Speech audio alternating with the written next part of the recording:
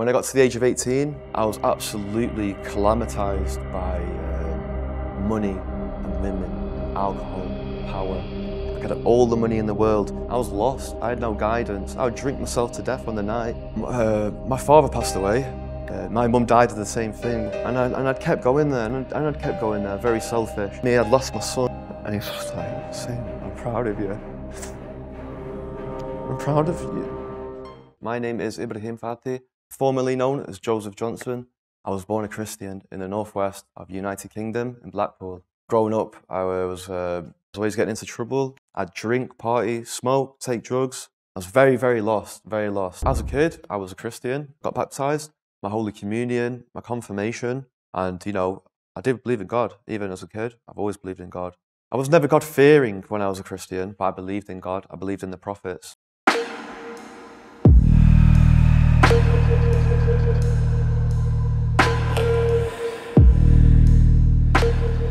When I got to the age of 18, I was absolutely calamitized by money and women and alcohol, power.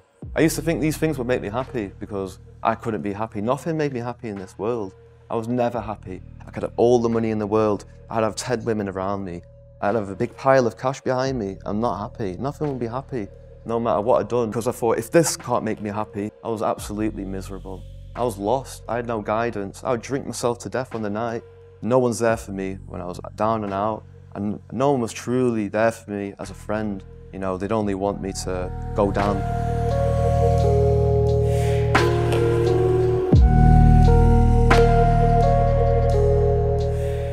I have a son. I had a failed relationship. She wanted me to stop going to the clubs and drinking, and I'd kept going there, and I'd kept going there, very selfish. She'd left me. I'd lost my son.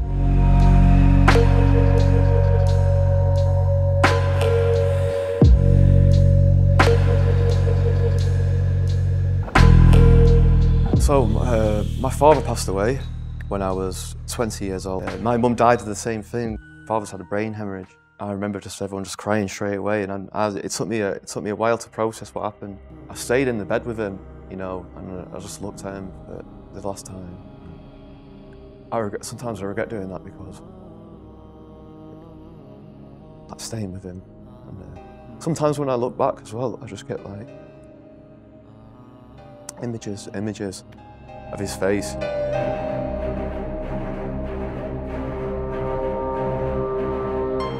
And he died the next morning. He flatlined.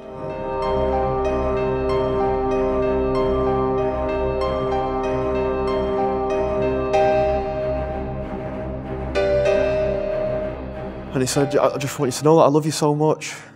I said, what are you on about? And he was just like saying, I'm proud of you. I'm proud of you. I'm proud of my grandson. And I go, shut up, Dad, what are you on about?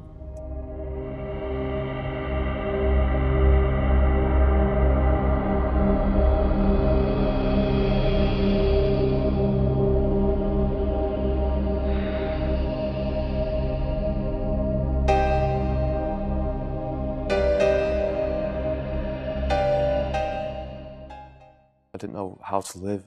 I ended up becoming homeless. I ended up stealing, not off the shops or people, but I'd go to like places like Harrods or something like that where it's not going to affect anyone, they're only a millionaire.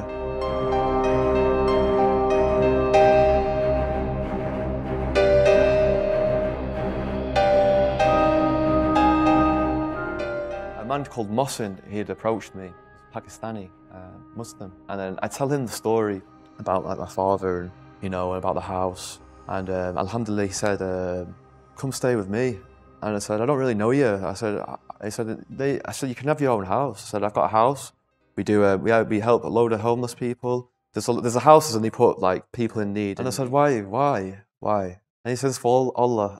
And when he said that, it made me smile. And I didn't understand at the time, because people I've been around in my life, they'll never do anything unless they get something in return. And that was the first time in my life that, from the bottom of their heart, someone, wanted to help me because they just wanted what was best for me. My brother Mohsin, he didn't mention Islam for about a month when I was there. They just started picking me up, building me back up. and just building me up as a human being.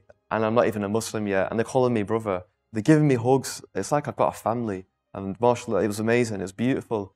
And the brotherhood, you know, really drew me to Islam. We started talking about religion, and I love debates, religious, philosophical. I love having debates which is beyond human comprehension, whatever it may be. I mean, at that time, you know, and I tried to come up with some sort of defense because at the time I was still a Christian, but I couldn't say anything. I agreed with everything that they said. Before Islam, I did not know that we believe in the same God. I did not know we believe in the same prophets. Really, you know, and mashallah, it was such a beautiful feeling that we believe in the same prophets. I was very surprised and shocked. Like, how is this kept secret from me like my whole life? And I started to make my own mind up. I reverted to Islam in 2018 before becoming Muslim. I wanted to like experience and see, like, you know, I was interested. You don't have to be Muslim to go into a masjid. Anyone's welcome. I was very nervous. The first time I went into the masjid, I was scared. I was nervous because I was afraid that he was not going to accept me. And when I went in there, people come and hug me and kiss my head, and they just hug me. They say salam. I met a lot of men who was ex-drug dealers, ex-criminals, ex-murderers, and they come out and they repented and turned back to God. And these were born Muslim. Well, I've seen people go through rehabilitation, mental counselling. So many times I've seen people try these forms of rehabilitation, whether it be mental health, whether it be drugs, addiction, none of it works. My personal experience is Islam is the only proven form of rehabilitation that I've seen to change a man, to bring him out of a dark place like that and change him from the heart, genuine, and just fill it with love. And wallahi and alhamdulillah, and I've never seen that before. And when I do my shahada, ashhadu Allah ilaha illallah wa ashhadu anna Muhammadan Rasulullah, you know, I felt forgiven. I felt solace. When I did that, I felt newborn. I felt rejoiced like a newborn baby.